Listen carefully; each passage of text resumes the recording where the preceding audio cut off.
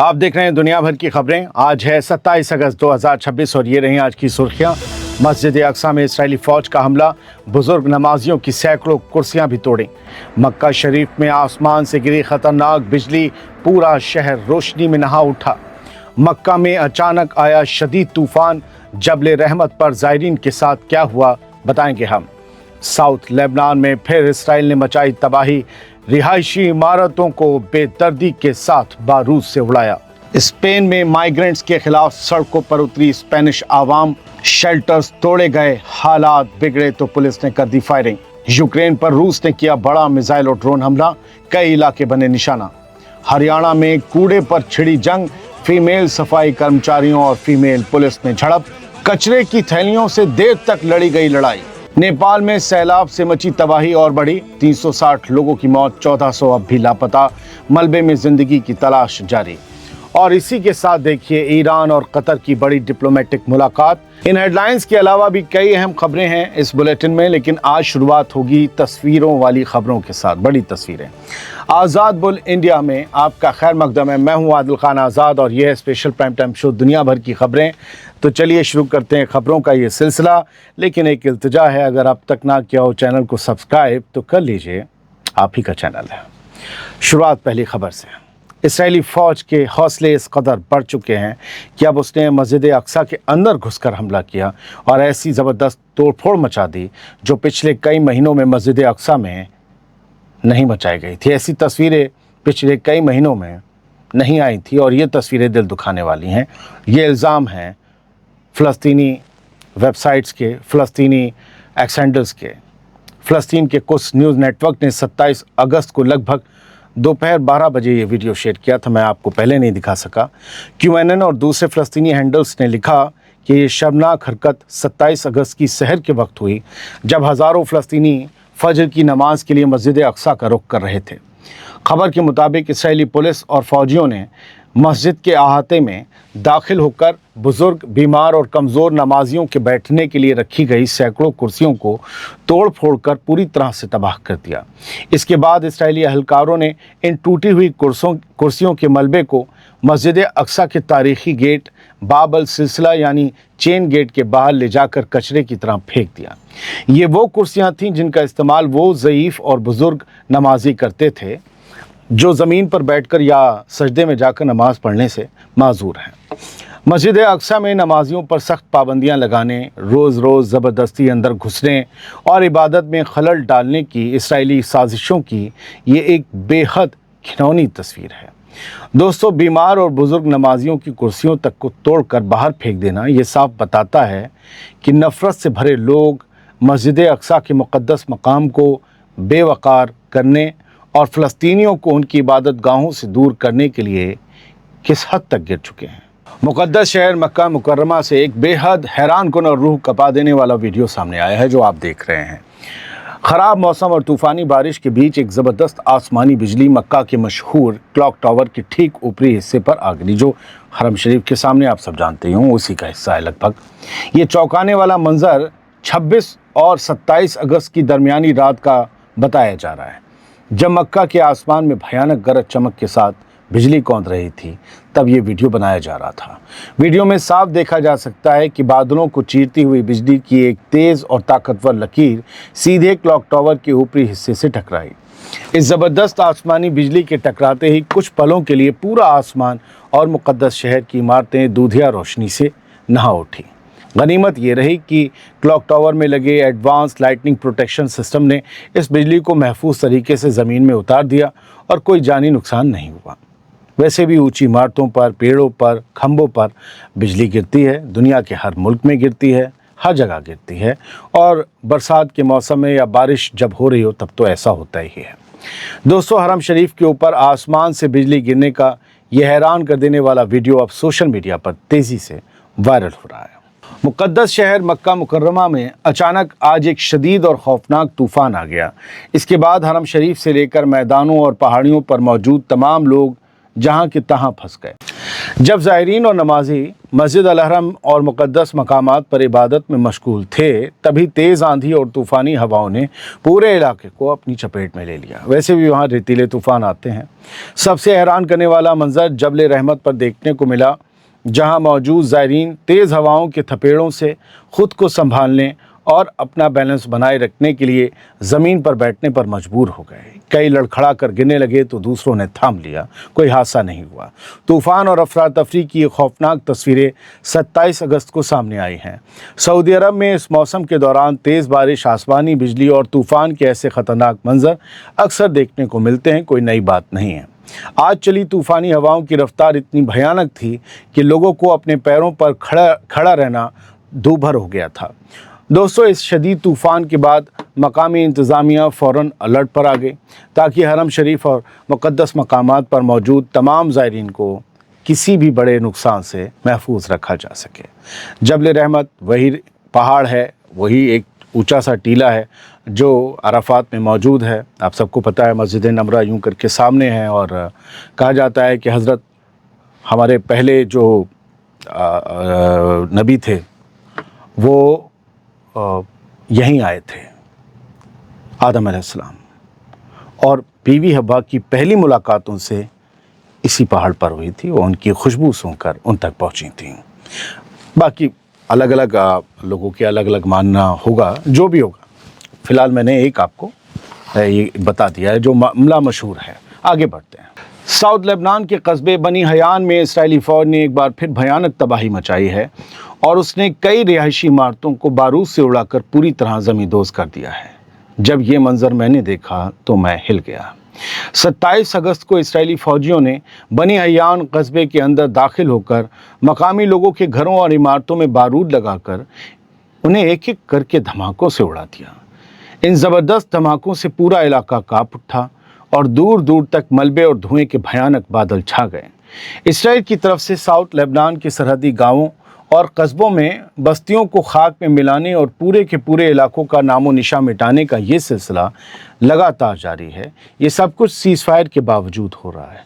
ये सब कुछ ईरान की लगभग 2 महीने पुरानी धमकी के बावजूद हो रहा है, जब उसने कहा था लेबनान पर हमने नहीं रुके तो हम इसराइल पर हमला कर देंगे। इसराइल रुक नहीं रहा, ना किसी सीज़ फायर से, ना धमकी से।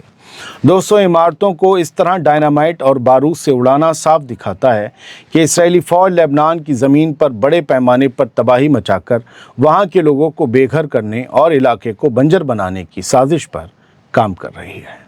अब हम हल्के हल्के जंग की खबरों की तरफ बढ़ रहे हैं, लेकिन एक बीच में खबर ऐसी भी है जो बताती है इंसान जब बेघर हो जाता है तो किसी घर का नहीं रहता। स्पेन में मकामी बाशिंदे गैर कानूनी माइग्रेंट्स या रिफ्यूजीज़ या पनाह गुज़ीनों के ख़िलाफ़ हज़ारों की तादाद में सड़कों पर उतर आए हैं और पूरे इलाके में ज़बरदस्त गुस्सा और तनाव फैल चुका है। यूँ कहिए कि राष्ट्रवाद फैल गया है। अभी इसी महीने मोरक्को से हज़ारों लाखों की तादाद में लोग स्पेन के स्यूटा इलाके में ज़बरदस्ती दाखिल हो गए थे। इसके बाद अब स्पेन के जो मकामी बाशिंदे हैं, स्पेनिश आवाम है, उसका सब्र पूरी तरह टूट चुका है कि ये बाहरी लोग हमारे यहाँ क्यों आ रहे हैं।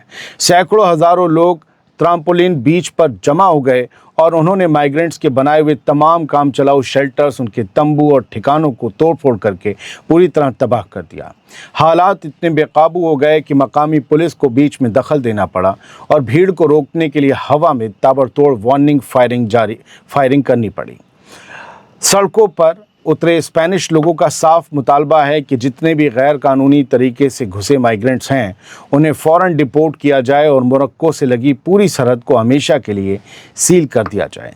दोस्तों, मोरक्को से हुई इस भारी घुसपैठ ने स्वेटा में ऐसे हालात पैदा कर दिए हैं कि मकामी आवाम अब खुद सड़कों पर उतरकर इन माइग्रेंट्स को बाहर खदेड़ने पर आमादा नज़र आ रही है। कभी कभी ऐसे राष्ट्रवाद के पीछे सरकार की खामोश मंजूरी भी होती है। आगे बढ़ें। रूस ने यूक्रेन के खिलाफ ड्रोन्स और बैलिस्टिक मिसाइलों से एक बहुत बड़ा मुश्तरका हमला बोल दिया है, जिसमें ड्रोन्स और मिसाइलें दोनों शामिल थी। मुश्तरका इसलिए, इस ज़बरदस्त हमले में यूक्रेन के कई अहम इंफ्रास्ट्रक्चर और रिहायशी इलाकों को सीधे तौर पर निशाना बनाया गया है।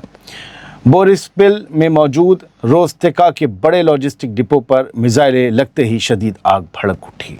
यूक्रेन और रूस आजकल एक दूसरे के बड़े लॉजिस्टिक हब्स को ही ज़्यादातर निशाना बना रहे हैं। बताया जा रहा है कि आग अब तक काबू में नहीं आई है और फायर फाइटर्स की टीमें लगातार जद्दोजहद में जुटी हुई हैं। हमले की वजह से कई इलाकों में रिहायशी इमारतें तबाह और ज़मींदोज़ हो चुकी हैं। यूक्रेन के अलग अलग इलाकों में कई आम शहरी मारे गए हैं और दर्जनों लोग शदीद ज़ख्मी बताए जा रहे हैं। रूसी फ़ौज ने एक साथ कई शहरों पर ड्रोन्स और मिसाइलों की ऐसी बारिश की है जिससे यूक्रेन का defence system, air defence system बुरी तरह से हिल गया है, वो चकरा गया है, मत्था पकड़ के बैठा है कि किसे रोकें।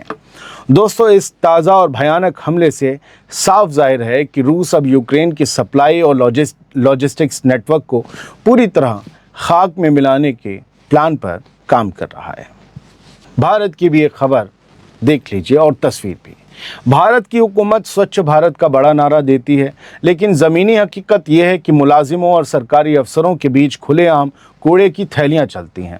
एक दूसरे के ऊपर कचरे और कूड़े के ढेर बरसाए जाते हैं। ये शर्मनाक और हैरान करने वाली तस्वीर हरियाणा के हिसार से 27 अगस्त को सामने आई। यहाँ अपनी पक्की नौकरी और 30,000 रुपये कम से कम सैलरी की मांग को लेकर सफाई कर्मी यानी सफाई मुलाजिम पिछले 22 दिनों से लगातार हड़ताल पर हैं।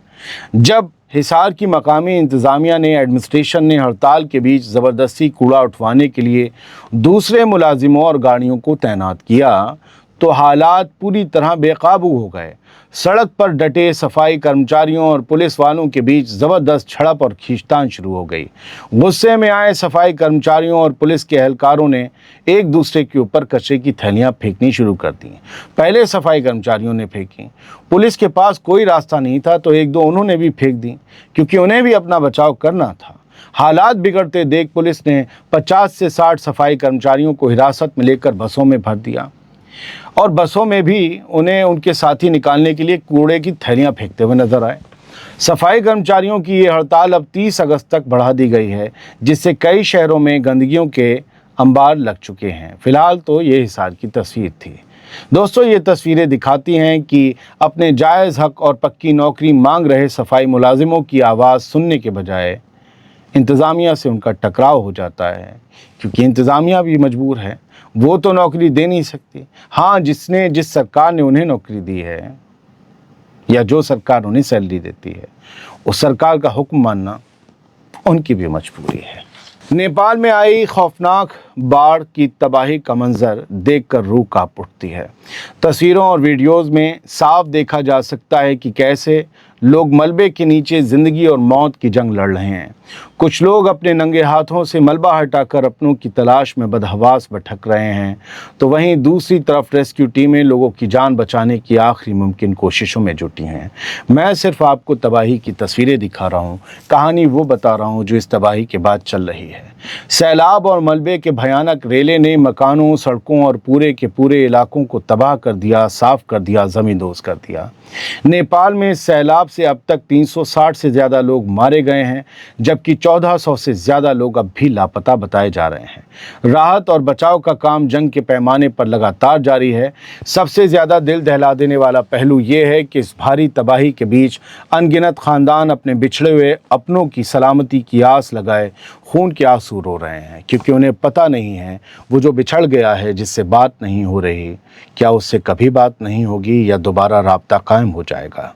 हमारी दुआ है कि मलबे में दबी हर जान सलामत बाहर निकल आए और जिन ख़ानदानों ने अपनों को हमेशा के लिए खो दिया है, उन्हें इस बड़े सदमे को बर्दाश्त करने का हौसला और सब्र अता हो।